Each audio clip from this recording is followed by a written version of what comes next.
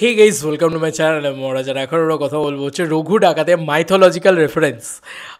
এটা দারুণ একটা বিষয় এবং তার সঙ্গে সঙ্গে রেড 2 এর টিজার এসছে, সেই টিজারটাকে নিয়েও কথা বলবো। তো আশা করি ভিডিওটা খুব ইন্টারেস্টিং হবে। প্রথমত আমরা রেড 2 এর টিজার নিয়ে কথা বলি। রেড 2 এর টিজারটা অ্যাকচুয়ালিতে ইটস গুজবাম্স হেভি লেগেছে। যারা রেড ছবিটা দেখেছে তাদের জন্য আলাদাই এটা ওয়ার্ক করতে চলেছে, ঠিক আছে? এবং এই ক্যারেক্টারগুলো সম্পর্কে যাদের জানা আছে, এটা কিন্তু পুরো কন্টিনিউয়েশন হতে চলেছে। তো ওই জিনিসটা না হেভি ওয়ার্ক করেছে আমার জন্য, আমার হেভি লেগেছে। এবং অলরেডি আমরা সৌরভ শুক্লাকেও দেখতে পাচ্ছি, সে জেলে রয়েছে এরকমভাবে, বলছে যে এবার কার ক্ষতি করতে যাচ্ছে পটনায়ক, এই জিনিসটা দারুণভাবে বলছে। এবং কিছু পুরনো শর্টস, কিছু নতুন শর্টস এবং কিছু রিতেশ দেশমুখের শর্টস দেখতে পাচ্ছি। তারপর রিতেশ দেশমুখের একটা ডায়লগ, যে পাণ্ডব কবে থেকে চক্রভূ বানানো শুরু করেছে, তো তখন অজয় দেবগানের মুখের মানে তারপরে ডায়লগটা হচ্ছে যে আমি কখন বললাম যে আমি পাণ্ডব। এখানে একটা ইভিলিশ ব্যাপার স্যাপারও তৈরি হয়েছে। তারপরের লাইনটা তাকে একটা পজ দিয়ে বলছে যে আমি পুরো মহাভারত, রীতিমতো বলছি। এই ডায়লগটা রীতিমতো গুজবাম্পস দিয়েছে। যে ওই টিজারটা কেটেছে, বাণী কাপুরকে ছোট্ট করে দেখে কাটিয়ে দিয়েছে, ঠিক আছে? অনেকগুলো শর্টস দেখিয়েছে, ঠিক আছে? রেড হওয়াটা দেখাচ্ছে কীভাবে, সেই জিনিসপত্রগুলো এবং রিকল ভ্যালুগুলো এত সুন্দরভাবে মানে করেছে না, সেগুলো দারুণ লেগেছে। এবং সৌরভ শুক্লার ছোট্ট একটা মোমেন্ট তাকে দারুণভাবে ব্যবহার করেছে, আমার হেভি লেগেছে। এবং সম্ভবত সৌরভ শুক্লার কোনো একটা রিলেটিভ বা কোনো একটা মানে কেউ একটা কানেকশনেরই কেউ হবে এই ক্যারেক্টারটা। এবং এই কিন্তু মোর পাওয়ারফুল, রিতেশ দেশমুখের ক্যারেক্টারটা মোর পাওয়ারফুল আর কি। এ আরও সাংঘাতিক, এ আরও ঘোল খাওয়াবে আর কি। তো মানে সাকসেসফুলি একটা জিনিস বলো তো, যে অজয় দেবগন সাকসেসফুলি একটা জিনিস করতে পারছে, সেটা হচ্ছে ও খুব সুন্দরভাবে সিকুয়েলকে নিয়ে যেতে পারছে, সিকুয়েল ভ্যালু তৈরি করে দিচ্ছে, বা কখনো রিমেক করলেও সেটা খুব সাকসেসফুলি করতে পারছে।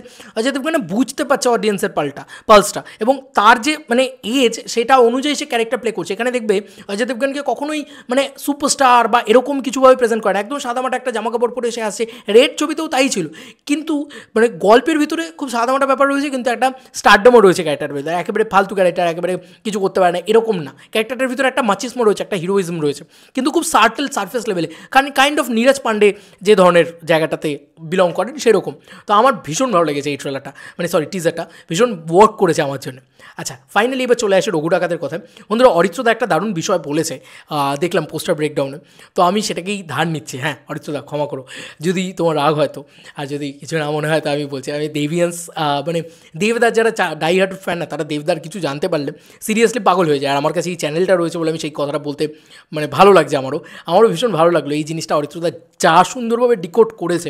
দেখো, এই খাঁড়াটা সম্পর্কে আমার এত ধারণা ছিল না, তবে এই খাঁড়াটা সম্পর্কে যদি ধারণা করো, অরিত্রদার যেহেতু প্রচুর পড়াশোনা আছে এই বিষয়টা নিয়ে, বা যে কোনো বিষয় নিয়ে অরিত্রদার পড়াশোনা আছে, যে কারণে সে খুব সুন্দরভাবে এস্টাবলিশ করেছে বা ব্রেকডাউন করেছে। আমি এটাকে খুব ভালো লাগলো আমার, যে এটার ভিতরে মাইথোলজিক্যাল রেফারেন্স আছে। ইয়েস, এরকম জিনিসপত্র করতে পারেন হয়তো ধ্রুব বন্দ্যোপাধ্যায়। দেখো, এই যে রঘু ডাকাতের লুক ইত্যাদি, সেটা কার মতন সেটা যদি দেখা যায়, রঘু ডাকাতের কোনো মানে প্রপার ছবি পাওয়া যায় না। রঘু ডাকাত আদৌ ছিল কি ছিল না, এটাও একটা মিথ, কারণ কোনো একটা পার্টিকুলার নাম রঘু ডাকাতে নেই। রঘু ডাকাত একটা মানে রক্তবীজ হয়ে গেছিলো, ঠিক আছে? যারা রঘু ডাকাত সম্পর্কে পড়াশোনা করেছে বা জানে, যারা যতটুকু যা ঘাটাঘাটি করেছে সোশ্যাল মিডিয়া বা অনলাইনে যতগুলো পোর্টাল বা যারা লেখালেখি আছে, সেখানে রঘু ডাকাতের কোনো প্রপার মানে গল্প রয়েছে, সবই লোককথায় ঘোরা। রঘু ডাকাত ক্যারেক্টারটা সত্যিই ছিল কি না কেউ জানে না, ঠিক আছে? এই ক্যারেক্টারটা কাইন্ড অফ একটা মানে ঘোস্ট টাইপের, ঠিক আছে? অ্যাজ এ রবিনহুড ঘোস্ট টাইপের, ঠিক আছে? তো এরকম একটা ক্যারেক্টারকে মানে বড় পর্দায় পোর্ট্রে করার অনেকগুলো সুবিধা আছে, যেগুলো হচ্ছে নিজের মতন অনেক ক্রিয়েটিভ লিবার্টি দেওয়া যায় এবং একটা মাইথোলজিক্যাল রেফারেন্সও দেওয়া যায়। এবার এখানে ওই মহাভারতের রেফারেন্সটা কোথাও গিয়ে আবারও মানে ফিরে আসছে। পরশুরামের সাথে তার বাবার একটা সম্পর্কে প্রবলেম ছিল, এবং তুমি যদি ভালো করে লক্ষ্য করো, পরশুরামের তীরধনুক ছিল, এবং তার কাছেও ওইরকম একটা তলোয়ার মানে ওরকম একটা খাঁড়া টাইপের ছিল, যার কাছে ওই সাপের মুখ দেওয়া খাঁড়া থাকতো। এবং এই সাপের মুখ দেওয়া খাঁড়ার মানে হচ্ছে যে এভিলকে শেষ করতে পারবে, যার কাছে এই খাঁড়া রয়েছে তার কাছে একটা এক্সট্রা পাওয়ার রয়েছে যে ইভিলকে শেষ করবে। এবং এটার সাথে দেখো রঘু ডাকাতের টাইম লাইনটা কীরকমভাবে ম্যাচ করে যাচ্ছে, সেটা খুব সুন্দর লাগছে।